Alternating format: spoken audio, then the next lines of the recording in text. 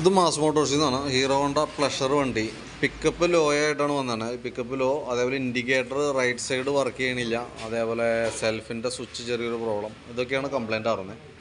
അപ്പോൾ നമ്മൾ വലിയുടെ പ്രോബ്ലം നമ്മൾ ചെക്ക് ചെയ്യാൻ വേണ്ടിയിട്ട് ക്ലച്ചിൻ്റെ ഭാഗം അയച്ചു. CVT ക്ലച്ചിൻ്റെ അവിടെ ബെൽറ്റ് സ്ലിപ്പ് ആവണമെന്നാണ് കംപ്ലയിൻ്റ് ആയിരുന്നത്.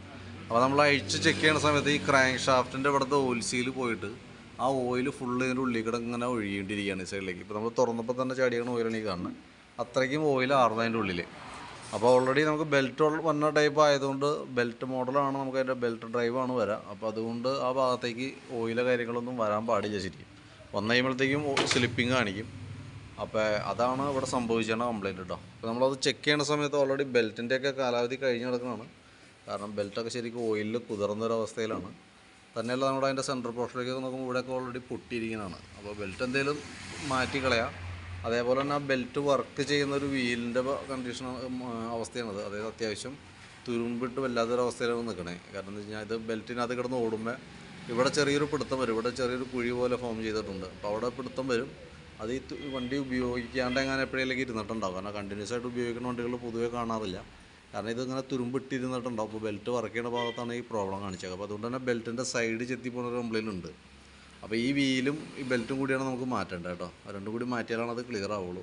അതുകൂടാതെ നമുക്ക് അതിൻ്റെ ഓയിൽ സീലും മാറ്റി ഫുള്ളായിട്ട് ക്ലച്ചിൻ്റെ ഭാഗം ക്ലീൻ ചെയ്തിട്ട് വേണം റീസെറ്റ് ചെയ്യാനായിട്ട്. പിന്നെ ഇൻഡിക്കേറ്ററിൻ്റെ പ്രോബ്ലം എന്താണെന്ന് വെച്ചാൽ ഇൻഡിക്കേറ്ററിൻ്റെ ബൾബിൻ്റെ ആയിരുന്നു കംപ്ലയിൻറ്റ്. അപ്പോൾ ബൾബ് നമ്മൾ മാറ്റിയിട്ടുണ്ട്. ഫ്രണ്ടിലും ബാക്കിലും റൈറ്റ് സൈഡ് ഇൻഡിക്കേറ്റർ പോയിട്ടുണ്ടായിരുന്നു.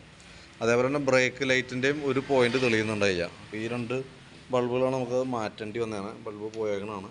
ഇതിനകത്തും ഒരു പോയിൻ്റ് തെളിയുന്നുണ്ട്, ഒരു പോയിൻ്റ് ഇല്ല. അപ്പോൾ നമുക്ക് ആ ബൾബും കൂടി ചേഞ്ച് ചെയ്തിട്ടുണ്ടായിട്ടുണ്ട്. അതേപോലെ തന്നെ സെൽഫിൻ്റെ സ്വിച്ചിൻ്റെ ഒരു ലൂസ് കോൺടാക്റ്റാണ് കാണിച്ചുകൊണ്ടിരിക്കുക. അപ്പോൾ ആ സ്വിച്ച് മാറ്റിയിട്ടെങ്കിൽ അത് ക്ലിയർ ആയിക്കോളും. അപ്പോൾ ഇത്രയാണ് മെയിനായിട്ട് നമുക്ക് അതുമായി ബന്ധപ്പെട്ട് ചെയ്യണം. പിന്നെ എഞ്ചിൻ ഓയിൽ ഒരല്പം കുറവുണ്ട്. കാരണം ഓയിൽ ലീക്കായി പോയതുകൊണ്ട് തന്നെ ഓയിൽ ലെവലിൽ ഒരു ചെറിയ വേരിയേഷൻ വന്നിട്ടുണ്ട്. അപ്പോൾ അതൊന്ന് ടോപ്പ് ചെയ്യാനുണ്ട്. കൂട്ടത്തിൽ തന്നെ ക്ലച്ച് ഫുള്ളായിട്ട് അഴിച്ച് നമ്മളൊന്ന് ഗ്രീസ് ചെയ്ത് വിടുന്നുണ്ട്. കാരണം എന്താ വെച്ചാൽ ഗ്രീസിങ് ഇടയ്ക്ക് നമുക്ക് കമ്പൽസറി ആയിട്ട് ആവശ്യം വന്നൊരു മോഡലാണ് ഈ CVT ക്ലച്ച് എന്ന് പറയുമ്പോൾ. അപ്പോൾ അത് നമ്മൾ കൂട്ടത്തിൽ അതും കൂടി ക്ലിയർ ചെയ്ത് പോകുന്നുണ്ട്. അതിൻ്റെ ഈ ക്ലച്ച് വെയിറ്റ് വന്ന് അടിക്കുന്ന ഭാഗത്ത് റബ്ബറൊക്കെ ചെറിയൊരു ചതച്ചിലൊക്കെ വന്നിട്ടുണ്ട് കേട്ടോ. നിലവിൽ ഇത് ക്ലിയർ ചെയ്ത് നമുക്ക് റീസെറ്റ് ചെയ്യാം. അപ്പോൾ നമുക്ക് ഏകദേശം എത്ര കോസ്റ്റ് വരും ഒരു എസ്റ്റിമേറ്റ് ആക്കി നോക്കിയിട്ട് അതിൻ്റെ ഡീറ്റെയിൽസും കൂടി ഒന്ന് വാട്സാപ്പിലേക്ക് സെൻഡ് ചെയ്തിട്ടേക്കാം. അപ്പോൾ ആ വീഡിയോ ഒന്ന് കണ്ടപ്പോൾ നോക്കിയിട്ടൊന്ന് റിപ്ലൈ ഇടാം. അതനുസരിച്ച് നമുക്ക് വർക്ക് കംപ്ലീറ്റ് ചെയ്യാം കേട്ടോ.